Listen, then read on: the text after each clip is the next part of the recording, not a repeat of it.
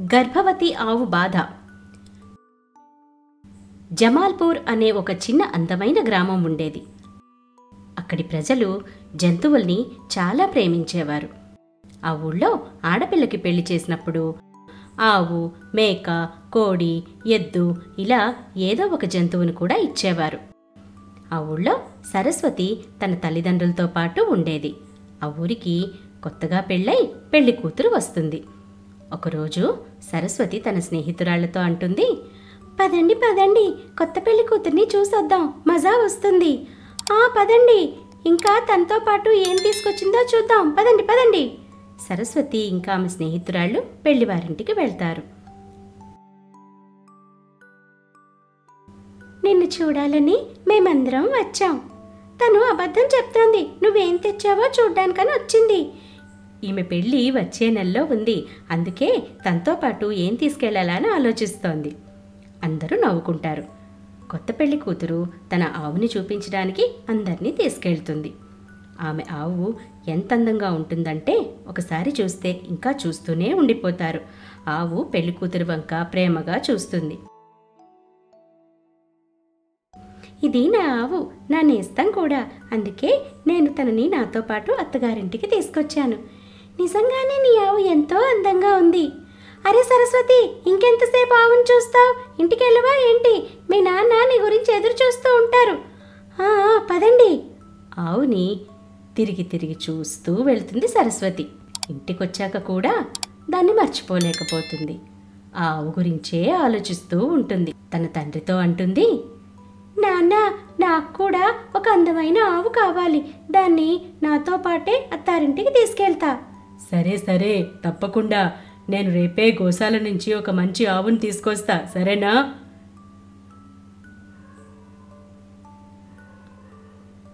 సరస్వతి ఆమె తండ్రి మన్నాడు పొద్దున్న గోశాలకు వెళ్తారు. అక్కడ రకరకాల ఆవులుంటాయి. వాటిలో తెల్లగా చిన్నగా అందంగా ఉన్న ఒక ఆవుని చూస్తారు. దాని మెళ్ళో గంట కట్టి ఉంటుంది. సరస్వతికి దాన్ని చూడగానే ఎంతో నచ్చుతుంది. తండ్రితో అంటుంది, నాన్న, నాకు ఆవే కావాలి. సరే సరే, దాన్నే తీసుకెళ్దాం. ఆవుని వాళ్లతో పాటు ఇంటికి తీసుకొస్తారు. సరస్వతి ఆవుతో అంటుంది, ఈ రోజు నుంచి నీ పేరు గౌరీ, ఇవాళ నుంచి మనిద్దరం నేస్తాలం. సరస్వతికి గౌరీ చాలా అలవాటైపోతుంది. రోజు స్నానం చేయిస్తుంది, తిండి పెడుతుంది, ఇంకా దాంతో ఆడుకుంటుంది. గౌరీ కూడా సరస్వతిని అంతగానే ప్రేమిస్తుంది. ఇద్దరూ రోజంతా కలిసి ఆడుకునేవారు.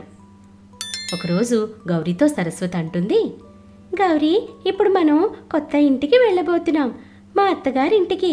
నువ్వు దిగులు పడకు, అక్కడ కూడా నేను నిన్ను బాగా చూసుకుంటాను. సరస్వతికి వివాహం జరుగుతుంది. తనతో పాటు గౌరీని కూడా అత్తగారింటికి తీసుకెళ్తుంది. అక్కడ ఆమెను చూడడానికి అందరూ వస్తారు.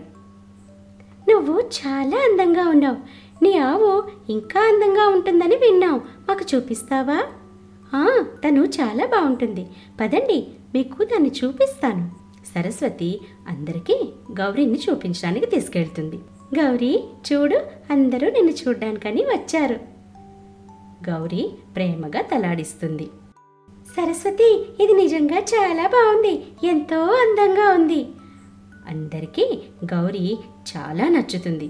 కానీ సరస్వతి అత్తగారికి గౌరీ అస్సలు నచ్చదు. సరస్వతి గౌరీని అంతలా ప్రేమించడం ఆమెకి ఇష్టం ఉండదు. వెటకారంగా సరస్వతితో ఈ విషయం చాలాసార్లు చెప్తుంది కూడా. అరే ఓ సరస్వతి, ఆవుని ఇంతలా ప్రేమించడం మంచిది కాదు తల్లి, ఇంటి పనుల మీద కూడా కాస్త శ్రద్ధ పెట్టు, పద పద. అత్తగారు ఏమన్నా కూడా సరస్వతి గౌరీని ఎంతో బాగా చూసుకుంటుంది. దానికి స్నానం చేయిస్తుంది, తిండి పెడుతుంది, ఆడుకుంటుంది. మనసు బాలేనప్పుడు గౌరీతో తన మనసులోని బాధని చెప్పుకుంటుంది. గౌరీ కూడా ప్రేమగా ఆమెను నాకుతుంది. దీనికి సరస్వతి ఎంతో సంతోషపడుతుంది. సరస్వతి అత్తగారితో అంటుంది, అత్తయ్య, గౌరీ ఇప్పుడు గర్భవతి, తనని మనం బాగా చూసుకోవాలి, తనకి బిడ్డ పుట్టబోతోంది. అదొకటే తక్కువైందమ్మా, ఇది చాలదని ఇంకోటి వస్తోంది, దీన్ని ఎక్కడైనా వదిలేసిరా. అలా అంటారేంటత్తయ్య, గౌరీ ఎప్పుడూ ఎవరిని ఇబ్బంది పెట్టలేదు, మంచి పాలు ఇస్తుంది, ఇప్పుడు గర్భవతి కూడా, మనం అలా చేయకూడదు. అత్తకి నచ్చకున్న సరస్వతి గౌరిని బాగా చూసుకుంటుంది. సమయానికి తిండి పెట్టి దాని కడుపులో ఉన్న బిడ్డకి ఆకలి లేకుండా చూస్తుంది. ఇది ఆమె అత్తకి అస్సలు నచ్చేది కాదు.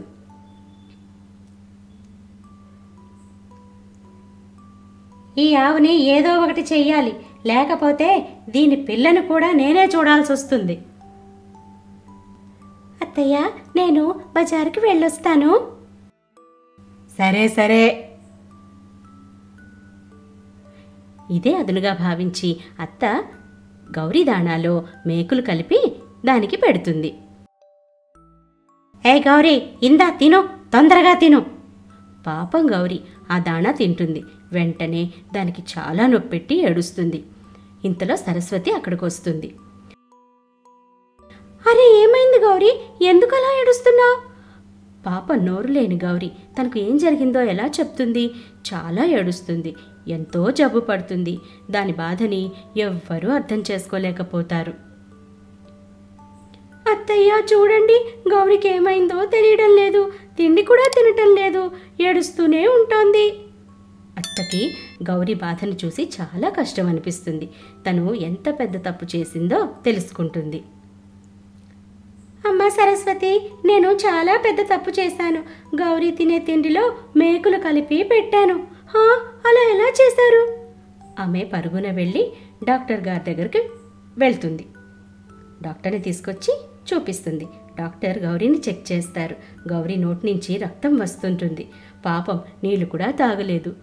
మేకులు గౌరీ కడుపులోకి వెళ్ళిపోయాయి. మనం వెంటనే తన బిడ్డని కాపాడాలి. ఏదో ఒకటి చేసి గౌరీని రక్షించండి డాక్టర్ గారు.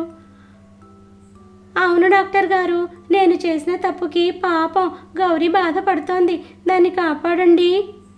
డాక్టర్ గౌరీకి ఇంజెక్షన్ ఇస్తారు. గౌరీ మూర్ఛపోతుంది. డాక్టర్ గౌరీ బిడ్డను బయటకు తీస్తారు. డాక్టర్, గౌరీ బాగానే ఉంది కదా? మేకులు గౌరీ కడుపులోకి వెళ్ళిపోయాయి.